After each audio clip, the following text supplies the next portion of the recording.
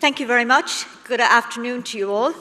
And I bring you greetings from all the Soroptimists in the Republic of Ireland as I present our wonderful project, Positive Mental Health and Suicide Prevention.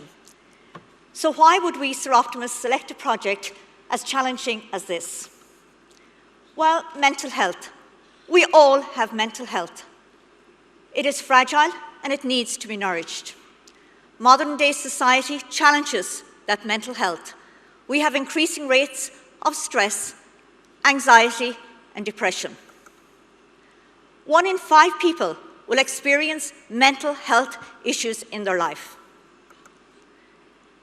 Our attendances at our emergency departments are increasing, with people attending from deliberate self-harm, a cry out for help.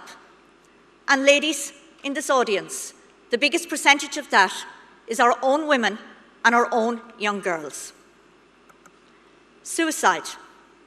Suicide is one of the leading causes of death in our world, especially among our young people.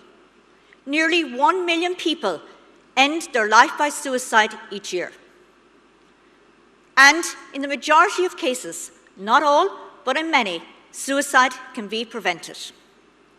And just last week, in the Republic of Ireland, a report was published that showed in Europe, Ireland has the highest rate of young girls who end their life by suicide. And the question was asked, what is different about Ireland than any of the other European countries?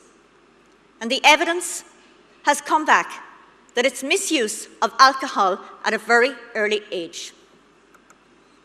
So how did we organise ourselves to take on this project, a very challenging project? We followed a methodology, a project methodology that says we initiate our project, we planned it, and then we got on and we did what we said we were going to do. And then we closed down our project, and that is what we have been doing very much over the last number of months. Very much important of learning from the lessons that we have taken to build on those for the future. And following that methodology is what gives us success. The next most important part there is understanding your partners. And we are no experts in mental health and suicide prevention than anybody else in this audience. So we partnered with the Health Service and with our Mental Health Association. And together, we identified what our clear roles and responsibilities were. The next key part of that was to identify our objectives. We took 3 challenging objectives, and these were to assist with making information more readily available in our community, to assist with the work to remove the stigma associated with mental health, and to assist with the work to build a more suicide alert community. How did we empower ourselves?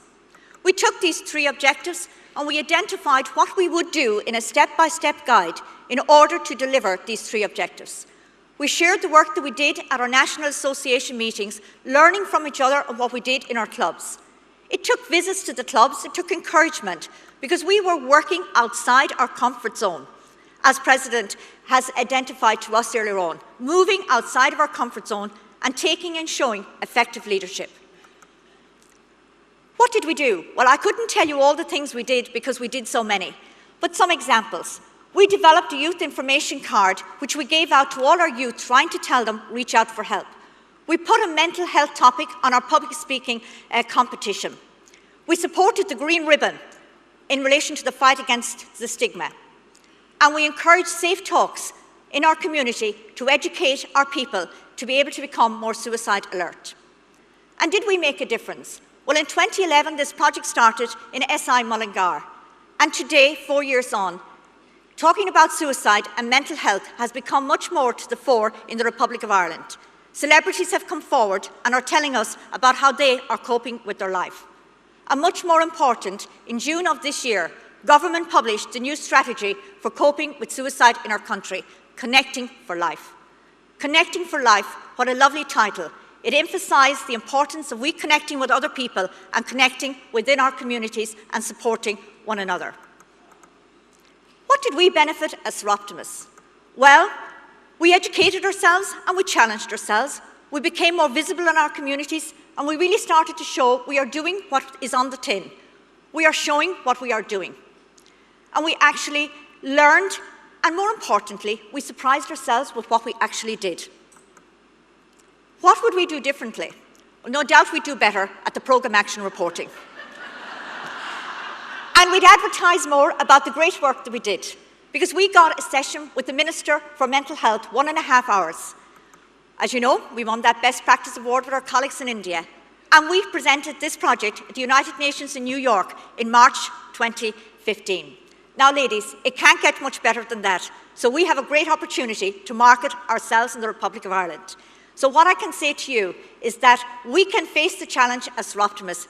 We can make a difference. We have made a difference. And I am delighted here to be joined by the President who started this and was brave enough to do that with me in the audience, Barbara Harrison.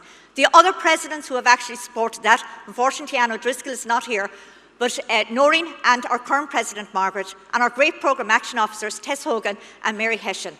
And to all the Soroptimists, ladies stand, applaud. You are a wonderful team and you made a great difference. Thank you.